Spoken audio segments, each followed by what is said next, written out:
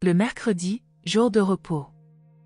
Quand leur tâche d'éducateur du peuple leur laissait un peu de répit, Jésus et ses apôtres avaient coutume de se reposer de leurs travaux tous les mercredis. Ce mercredi-là, ils prirent leur déjeuner un peu plus tard que d'habitude, le camp était imprégné d'un silence de mauvais augure, et peu de mots furent prononcés durant la première moitié de ce repas matinal. Enfin, Jésus dit, « Je désire que vous vous reposiez aujourd'hui. » Prenez du temps pour réfléchir à tout ce qui s'est passé depuis notre arrivée à Jérusalem, et méditez sur ce qui nous attend prochainement et que je vous ai clairement exposé. Assurez-vous que la vérité demeure dans votre vie et que vous croissez journellement en grâce. Après le déjeuner, le maître informa André qu'il avait l'intention de s'absenter pour la journée. Il lui suggéra de donner aux apôtres la permission de passer le temps à leur gré, sous réserve qu'en aucune circonstance, ils ne pénétreraient à l'intérieur de Jérusalem. Quand Jésus s'apprêta à partir seul dans la montagne, David Zébédée l'accosta en disant, « Maître, tu sais bien que les pharisiens et les dirigeants cherchent à te détruire, et cependant tu t'apprêtes à partir seul dans les collines. C'est une folie. Je vais donc te faire accompagner par 3 hommes bien préparés à veiller à ce qu'il ne t'arrive aucun mal. » Jésus regarda les 3 Galiléens vigoureux et bien armés, et dit à David, « Ton intention est bonne, mais tu te trompes, en ce sens que tu ne comprends pas que le Fils de l'homme n'a besoin de personne pour le défendre. Nul ne mettra la main sur moi avant l'heure où je serai prêt à abandonner ma vie conformément à la volonté de mon Père. Ces hommes ne peuvent pas m'accompagner. Je désire aller seul, pour pouvoir communier avec le Père. » Après avoir entendu cette réponse, David et ses gardes armés se retirèrent, mais, alors que Jésus partait seul, Jean-Marc s'avança avec un petit panier contenant des vivres et de l'eau, et suggéra que, si Jésus avait l'intention d'être absent toute la journée, il pourrait avoir faim. Le maître sourit à Jean-Marc et tendit la main pour prendre le panier. Une journée seule avec Dieu. Tandis que Jésus allait prendre le panier du déjeuner des mains de Jean, le jeune homme s'aventura à dire, « Mais, maître, il pourrait arriver que tu poses le panier par terre pendant que tu t'en vas prier, et qu'ensuite tu l'oublies en poursuivant ton chemin. En outre, si je t'accompagne en portant le déjeuner, tu seras plus libre d'adorer Dieu, et je garderai sûrement le silence. Je ne poserai pas de questions, et je resterai près du panier quand tu iras seul à l'écart pour prier. » En prononçant ces paroles, dont la témérité étonna certains auditeurs proches, Jean-Marc eut l'audace de retenir le panier. Jean-Marc et Jésus étaient là, tenant tous deux le panier. Après quelques secondes, le maître lâcha prise, et regardant le garçon, dit, « Puisque de tout ton cœur tu désires ardemment m'accompagner, cela ne te sera pas refusé. Nous partirons seuls ensemble et nous aurons de bons échanges. Tu pourras me poser toutes les questions qui surgiront dans ton cœur et nous nous réconforterons et nous nous consolerons mutuellement. Au commencement, tu porteras le déjeuner, quand tu seras fatigué, je t'aiderai. Suis-moi. » Ce soir-là, Jésus ne revint au camp qu'après le coucher du soleil. Le maître passa sa dernière journée tranquille sur terre à s'entretenir avec ce garçon assoiffé de vérité, et à parler avec son Père du paradis. Dans les sphères supérieures, on a appelé cet événement, la journée qu'un jeune homme a passée avec Dieu dans les collines. Cette occasion donne, pour toujours, l'exemple de la bonne volonté mise par le Créateur à fraterniser avec les créatures. Même un adolescent, si le désir de son cœur est réellement suprême, peut attirer l'attention et jouir de la compagnie affectueuse du Dieu d'un univers, il peut éprouver l'inoubliable extase d'être seul avec Dieu dans les collines, et ce, pendant toute une journée. Telle fut l'extraordinaire expérience de Jean-Marc, ce mercredi-là, dans les collines de Judée. Jésus s'entretint longuement avec Jean, et parla franchement des affaires de ce monde et du monde à venir. Jean dit à Jésus combien il regrettait de n'avoir pas été assez âgé pour être l'un des apôtres. Il exprima sa grande reconnaissance pour avoir eu la permission de suivre constamment le groupe apostolique depuis la première prédication au gué du Jourdain près de Jéricho, sauf pendant le voyage en Phénicie. Jésus avertit le garçon de ne pas se laisser décourager par les événements imminents et l'assura qu'il deviendrait un puissant messager du royaume. Jean-Marc garda un souvenir ému de cette journée avec Jésus dans les collines, mais il n'oublia jamais la dernière recommandation du Maître. Au moment de retourner au camp de Gethsémani, Jésus lui dit, « Eh bien, Jean, nous avons eu une bonne conversation, un vrai jour de repos, mais veille à ne dire à personne ce que je t'ai raconté. » Et Jean-Marc ne révéla rien de ce qui s'était passé au cours de cette journée avec Jésus dans les collines. Durant les quelques heures que Jésus avait encore à passer sur terre, Jean-Marc ne laissa jamais le Maître longtemps hors de portée de sa vue. Le garçon était toujours caché à proximité.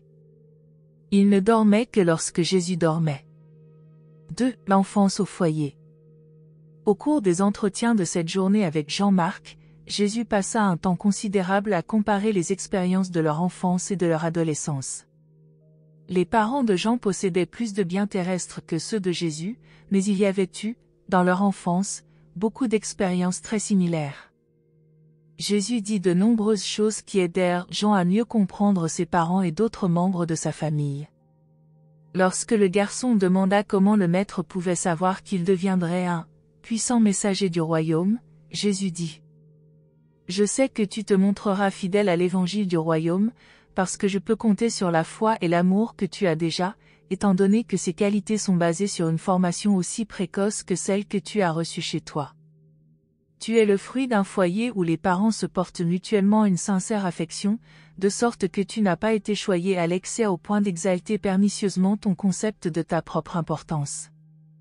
Ta personnalité n'a pas non plus été déformée par des manœuvres où l'amour est absent, faites par des parents opposés l'un à l'autre, cherchant à gagner ta confiance et ta fidélité. Tu as joui d'un amour parental qui assure une louable confiance en soi et entretient un sentiment normal de sécurité.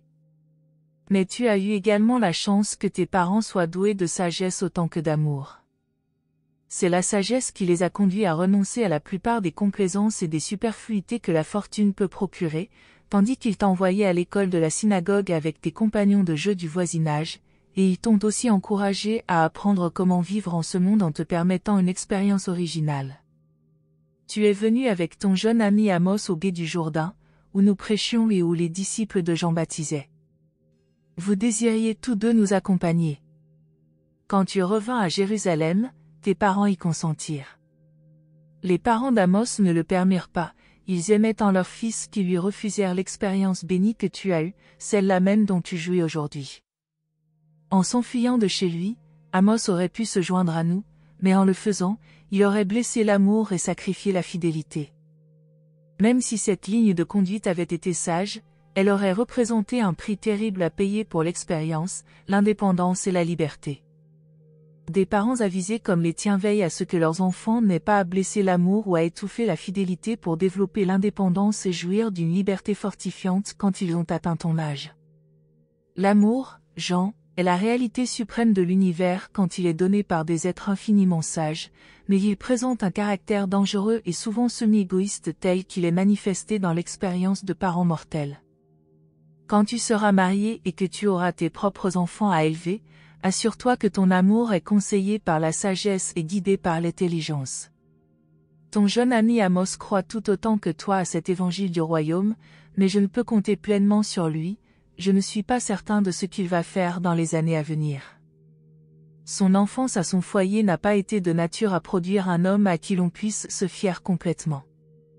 Amos ressemble trop à l'un de mes apôtres qui n'a pas bénéficié d'une éducation familiale normale, affectueuse et sage. Ta vie ultérieure sera plus heureuse et méritera plus de confiance, parce que tu as passé tes 8 premières années dans un foyer normal et bien réglé. Tu possèdes un caractère fort et bien équilibré, parce que tu as grandi dans un foyer où prévalait l'amour et où régnait la sagesse. Une telle formation de l'enfance produit un type de fidélité m'assurant que tu poursuivras la voie dans laquelle tu t'es engagé. Pendant plus d'1 heure, Jésus et Jean continuèrent cette discussion de la vie au foyer. Le Maître poursuivit en expliquant à Jean qu'un enfant dépend complètement de ses parents et de l'atmosphère du foyer pour la formation de ses premiers concepts sur toute chose, intellectuelle, sociale, morale et même spirituelle, puisque la famille représente pour le jeune enfant tout ce qu'il peut savoir pour commencer des relations humaines ou divines. L'enfant doit tirer des soins de sa mère ses premières impressions sur l'univers, il dépend entièrement de son père terrestre pour ses premières idées sur le Père céleste. La vie mentale et sentimentale du jeune âge, conditionnée par les relations sociales et spirituelles du foyer, détermine si la vie ultérieure de l'enfant sera heureuse ou malheureuse, facile ou difficile. Toute la vie ultérieure d'un être humain est immensément influencée par tout ce qui se passe pendant les premières années de l'existence. Nous croyons sincèrement que l'enseignement de l'Évangile de Jésus, fondé comme il est sur la relation entre enfant et père, ne pourra guère être accepté dans le monde entier avant l'époque où la vie familiale des peuples civilisés modernes comportera plus d'amour et plus de sagesse.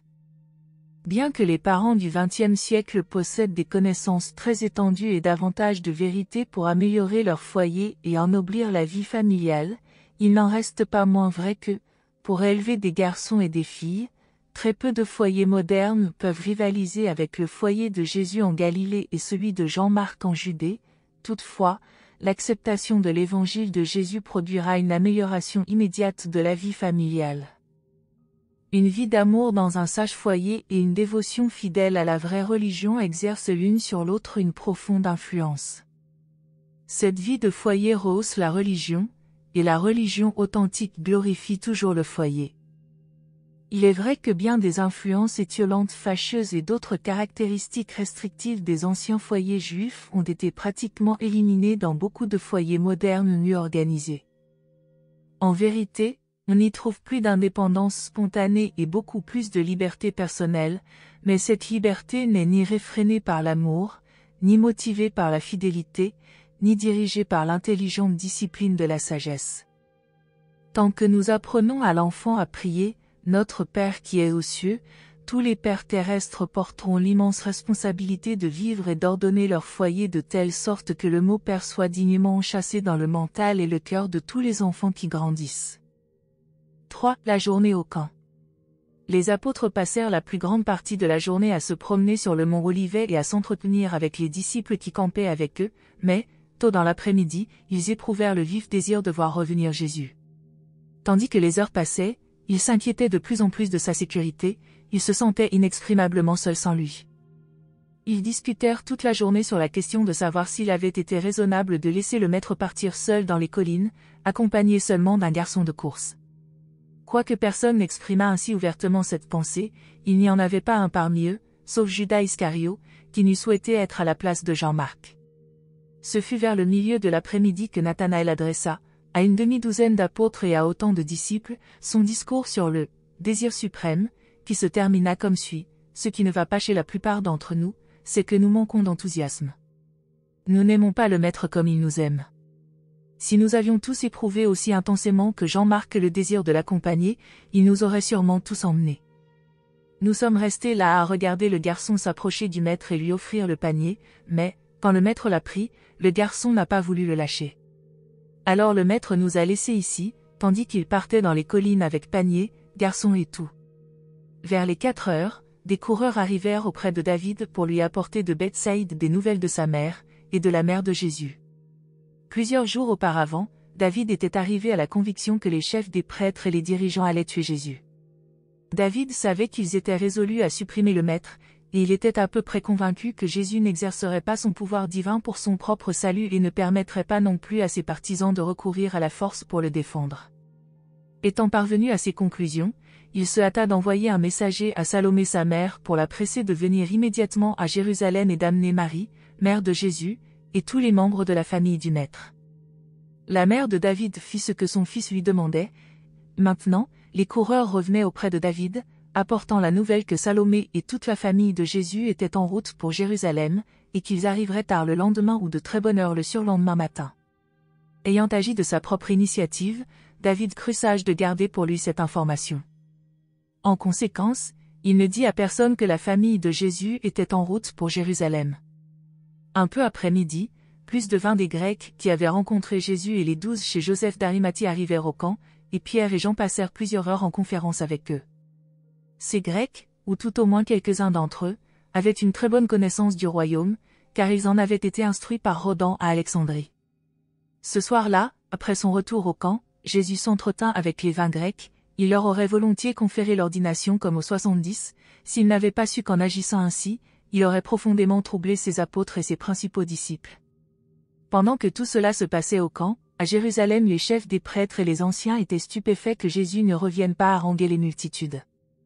Il est vrai qu'en quittant le temple la veille, il avait dit « Je vous laisse votre maison désolée ». Mais les dirigeants ne pouvaient comprendre pourquoi Jésus renonçait au grand avantage qu'il s'était assuré par l'attitude amicale des foules. Ils craignaient qu'il ne soulève un tumulte chez le peuple, bien que les dernières paroles du Maître à la multitude aient été une exhortation à se conformer, de toutes les manières raisonnables, à l'autorité de ceux qui trônent sur le siège de Moïse. Toutefois, la journée fut très active dans la ville pour les dirigeants, car ils se préparaient pour la Pâque et mettaient en même temps au point leur plan pour tuer Jésus.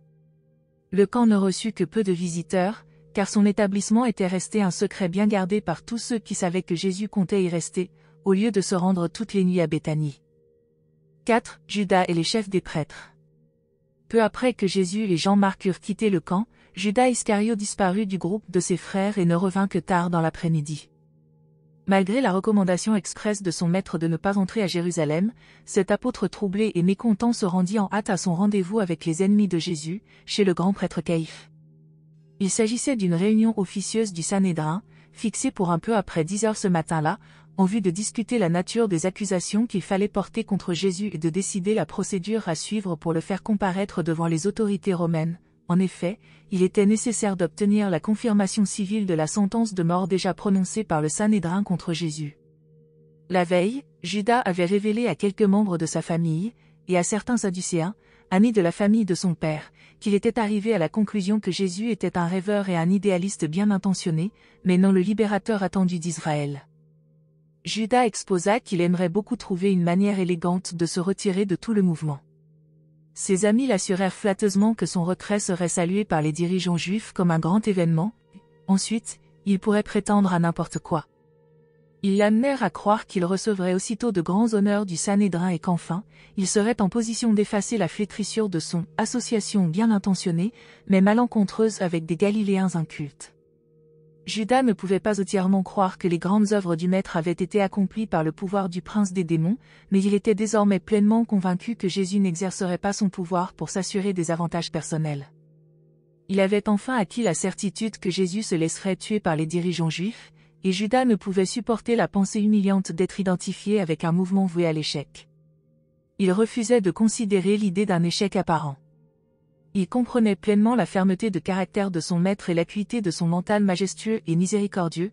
Néanmoins, il prit plaisir à accepter, ne fût-ce que partiellement, la suggestion d'un membre de sa famille selon laquelle Jésus, bien qu'il fût un fanatique bien intentionné, n'était probablement pas vraiment saint d'esprit et avait toujours paru être une personne étrange et mal comprise. Et, maintenant plus que jamais, Judas commença à éprouver un étrange ressentiment parce que Jésus ne lui avait jamais attribué un poste plus honorifique. Judas avait continuellement goûté l'honneur d'être le trésorier apostolique, mais, désormais, il commençait à sentir qu'il n'était pas apprécié, que ses aptitudes n'étaient pas reconnues. Il fut soudain submergé d'indignation du fait que Pierre, Jacques et Jean aient été honorés d'une association étroite avec Jésus. À ce moment-là, tandis qu'il se dirigeait vers la maison du grand prêtre, il était beaucoup plus préoccupé de prendre sa revanche sur Pierre, Jacques et Jean que de songer à trahir Jésus. Mais surtout, à ce moment précis, une nouvelle idée dominante commença à occuper la première place dans son mental conscient. Il avait entrepris d'obtenir des honneurs pour lui-même. S'il pouvait se les assurer en même temps qu'il prendrait sa revanche sur ceux qui avaient contribué à la plus grande déception de sa vie, eh bien, tant mieux. Il était la proie d'un terrible complexe de honte, d'orgueil, de désespoir et de résolution. Il faut donc qu'il soit clair que ce n'était pas pour de l'argent que Judas se rendait chez Caïphe en vue de prendre des dispositions pour trahir Jésus. Tandis que Judas approchait de la demeure de Caïphe, il prit définitivement la décision d'abandonner Jésus et ses compagnons apôtres. Ayant ainsi résolu de déserter la cause du royaume des cieux, il décida de s'assurer pour lui-même le maximum de cet honneur et de cette gloire dont il avait espéré être un jour gratifié, quand il s'identifia, pour la première fois, avec Jésus et le nouvel évangile du royaume. Tous les apôtres avaient jadis partagé cette ambition avec Judas, mais, au cours des années, ils avaient appris à admirer la vérité et à aimer Jésus, tout au moins mieux que ne le fit Judas. Le traître fut présenté à Caïphe et aux dirigeants juifs par son cousin. Celui-ci expliqua que Judas, ayant découvert l'erreur qu'il avait commise en se laissant égarer par le subtil enseignement de Jésus, était arrivé au point où il désirait renoncer publiquement et officiellement à son association avec le Galiléen, et, en même temps, demander à être rétabli dans la confiance et la communauté de ses frères judéens. Le porte-parole de Judas continua en exposant que, d'après Judas, il valait mieux, pour la paix en Israël, que Jésus fût mis en prison. Comme preuve de son regret d'avoir participé à ce mouvement d'erreur, et de la sincérité de son retour aux enseignements de Moïse, Judas était venu s'offrir lui-même au Sanhédrin comme étant celui qui pouvait prendre, avec le capitaine détenteur du mandat d'arrêt, des dispositions pour que Jésus soit mis en prison sans esclandre, ce qui écarterait tout danger d'ameuter les multitudes, ou la nécessité de retarder son arrestation jusqu'après la Pâque. Après avoir fini de parler, le cousin présenta Judas, qui s'approcha du grand prêtre et dit « Je ferai tout ce que mon cousin a promis, mais qu'êtes-vous disposé à me donner pour ce service ?» Judas ne sembla pas discerner l'expression de dédain, ou même de dégoût, qui passa sur le visage du vaniteux Caïphe au cœur endurci. Le cœur de Judas était trop préoccupé de sa propre gloire et du désir de satisfaire l'exaltation de son moi. Caïphe abaissa alors son regard sur le traître et dit « Judas, va trouver le capitaine de la garde et arrange-toi avec cet officier pour qu'il nous amène ton maître ce soir ou demain soir. Quand il aura été livré par toi entre nos mains, tu recevras ta récompense pour ce service. » Après avoir entendu ces paroles, Judas quitta les chefs des prêtres et les dirigeants pour conférer avec le capitaine des gardes du temple sur la manière d'appréhender Jésus. Judas savait que Jésus était alors absent du camp, et il n'avait aucune idée de l'heure de son retour ce soir-là. Ils convinrent donc d'arrêter Jésus le lendemain soir, jeudi, après que le peuple de Jérusalem et tous les pèlerins visiteurs se seraient retirés pour la nuit. Judas retourna au camp auprès de ses associés, enivré de pensées de grandeur et de gloire comme il n'en avait pas eu depuis bien longtemps. Il s'était enrôlé auprès de Jésus avec l'espoir de devenir, un jour, un grand homme dans le nouveau royaume, et s'était enfin rendu compte qu'il n'y aurait pas de nouveau royaume conforme à ses espérances. Mais il se réjouissait d'être assez sagace pour troquer la déception de son échec, qui était de parvenir à la gloire dans le nouveau royaume espéré, contre l'obtention immédiate d'honneur et de récompense dans l'ancien ordre de choses. Il croyait maintenant que cet ancien ordre survivrait et détruirait certainement Jésus et tout ce qu'il représentait. Dans son ultime mobile d'intention consciente, la trahison de Jésus par Judas fut l'action lâche d'un déserteur égoïste ne pensant qu'à sa propre sécurité et à sa glorification, quels que dussent être les résultats de sa conduite pour son maître et pour ses anciens associés. Mais il en avait toujours été ainsi. Depuis longtemps, et avec une conscience délibérée, obstinée, égoïste et vindicative, Judas avait progressivement accumulé, dans son mental, et entretenu, dans son cœur, ses désirs haineux et mauvais de revanche et d'infidélité. Jésus aimait Judas et lui faisait confiance autant qu'aux autres apôtres, mais Judas ne parvint pas à manifester en retour une confiance loyale ni à éprouver un amour sincère. Combien l'ambition peut devenir dangereuse quand elle se marie entièrement avec l'égoïsme et que sa motivation suprême est une sombre vengeance longtemps refoulée. Quelle chose écrasante que la déception dans la vie de ces insensés qui fixent leur regard sur les attraits fugitifs et évanescents du temps, et deviennent ainsi aveugles aux accomplissements supérieurs et plus effectifs des aboutissements perpétuels des mondes éternels des valeurs divines et des vraies réalités spirituelles. Dans son mental, Judas désirait ardemment les honneurs terrestres, et en vint à aimer ce désir de tout son cœur. Dans leur mental, les autres apôtres désiraient également les honneurs de ce monde, mais, dans leur cœur, ils aimaient Jésus et faisaient de leur mieux pour apprendre à aimer les vérités qu'il leur enseignait. À ce moment, Judas ne le réalisait pas, mais il avait toujours critiqué Jésus dans son subconscient depuis le jour où Jean le Baptiste avait été décapité par Hérode. Au plus profond de son cœur, Judas avait toujours été froissé que Jésus n'ait pas sauvé Jean. Il ne faut pas oublier que Judas avait été un disciple de Jean avant de se mettre à suivre Jésus. Et tout cet amoncellement de ressentiments humains et d'amères déceptions que Judas avait accumulé dans l'âme, sous couleur de haine, était maintenant bien organisé dans son mental subconscient, et prêt à surgir et à l'engloutir s'il osait se séparer du soutien influx de ses compagnons, en même temps, s'exposer aux habiles insinuations et aux subtiles moqueries des ennemis de Jésus. Chaque fois qu'il avait laissé ses espérances monter très haut et que Jésus avait dit ou fait quelque chose pour les anéantir, il subsistait toujours, dans le cœur de Judas, une cicatrice de ressentiment amer. Et, comme ces cicatrices se multipliaient, ce cœur si souvent blessé perdit, bientôt, toute affection réelle pour celui qui avait infligé cette expérience désagréable à une personnalité bien intentionnée, mais poltronne et égocentrique. Judas ne s'en rendait pas compte, mais il était un lâche. En conséquence, il avait toujours tendance à attribuer à la lâcheté les mobiles qui conduisirent si souvent Jésus à refuser de saisir le pouvoir et la gloire, alors qu'en apparence, ils étaient si facilement à sa portée.